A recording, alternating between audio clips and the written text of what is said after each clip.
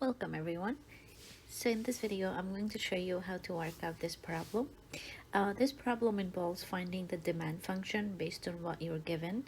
And then at the end, we're going to use that to find the revenue function and also work on how to maximize revenue. So let's dive into it. So suppose that a baseball team plays in a stadium that holds 57,000 spectators. With ticket prices at $10, the average attendance had been 49,000. When ticket prices were lowered to $8, the average attendance rose to 51,000. All right, so that's a lot of information for us to find our demand function. Now you should remember that demand function is it's another way of saying the price function. It's a price function, and one way to think about it is that it's x coordinates, so the inputs are quantities and output is the price. So whatever you input, your output is the price. So you should think about that. So that's the x coordinate, that's the y coordinate. So it's a linear function, so that means we need to find the function in mx plus b form. So we know that linear functions have the form, let's say y equal mx plus b. So for this particular function, which is the demand function, we want to find m, meaning the slope, and then we want to find the y-intercept. And once we have that, then we can figure out the rest. So let's go ahead and write that out. So we're given that when ticket prices were $10, average attendance were 49,000. So that's something we can work with right now. Let's go ahead and draw that on the xy plane. So here's our xy plane. So like I said, the x represent quantities. In this case, it will be attendance. So let's call this is for attendance. And y will represent price. So that will be the demand function that we're going to draw. So we know that when there are 49,000 attendance, let's call this 49,000. And the tickets were sold for $10. Let's call this $10. So we have a point right here. And then when ticket price were lowered to $8, all right, so we're down here, $8. The average attendance rose to 51,000. So this happened to increase. So let's call this 51,000. So we have another point right here. So we're looking for this function right here.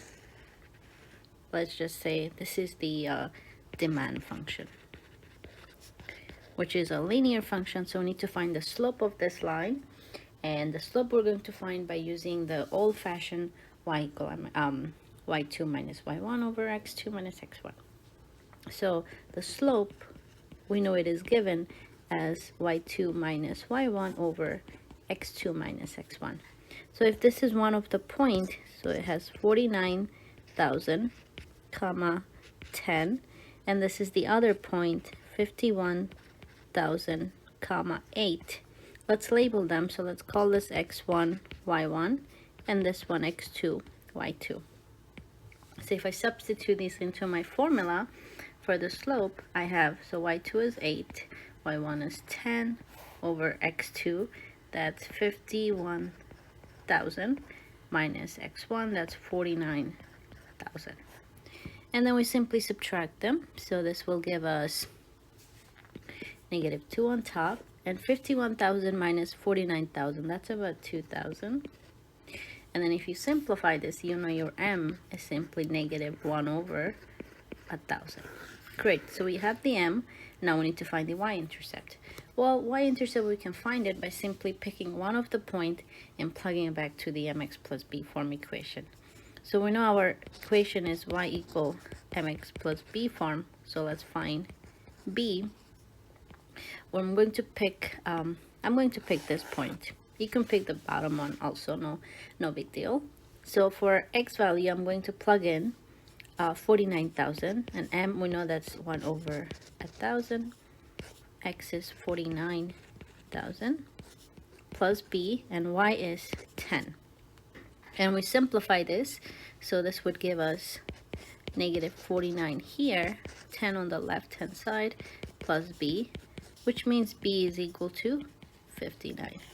Great, so we have our slope and the y-intercept. So that means our demand function, which is d of q, is equal to mx, well, x is q, so q is for quantity, plus b, and m, we know that's negative 1 over 1,000, plus the y-intercept of 59. So that is your demand function for this particular problem. All right, so now that we have the demand function, that's the answer to part A. Now, how should ticket price be set to maximize revenue? Well, here you have to remember how to find revenue. So you should recall that revenue, it's going to be R of Q, which is the quantity times price function, which is the demand function. So I take the demand function and I simply plug in here. So my revenue, it's going to be Q times negative 1 over 1,000 Q plus 59. And then by distributing Q, we have our revenue function as negative 1 over 1,000 Q squared plus 59. So that is the revenue function. But we want to find the number of units, meaning Q, to maximize this function. So we're going to take its first derivative and we'll set it to 0. So let's compute the derivative of the revenue function.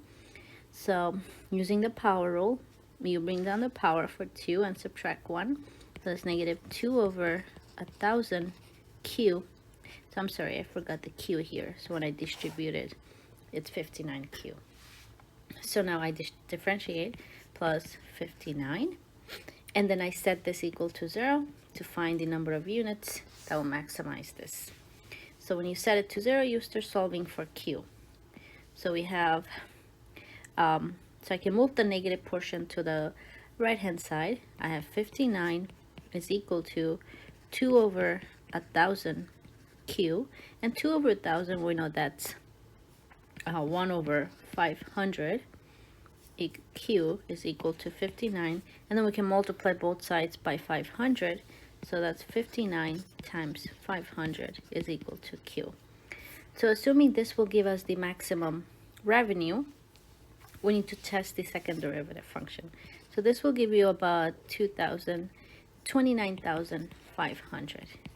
So that's the Q.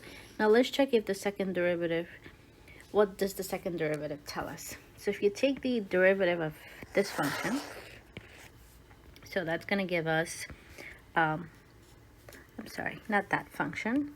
We're going to take the derivative of the derivative, so it'll be this function right here. So if I take the second derivative of the revenue, I get negative 2 over 1,000. So it's less than 0, which means it's always concave down.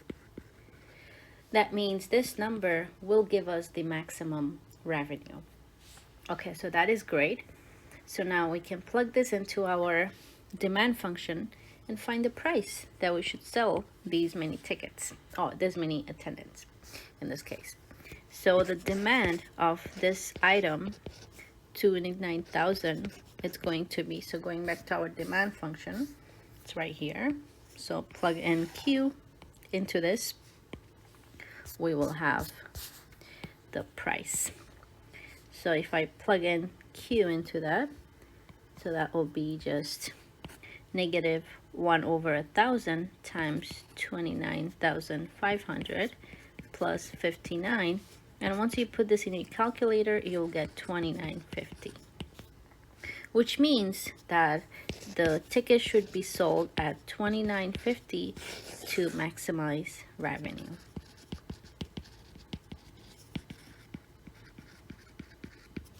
So that is the answer to the second part of this problem.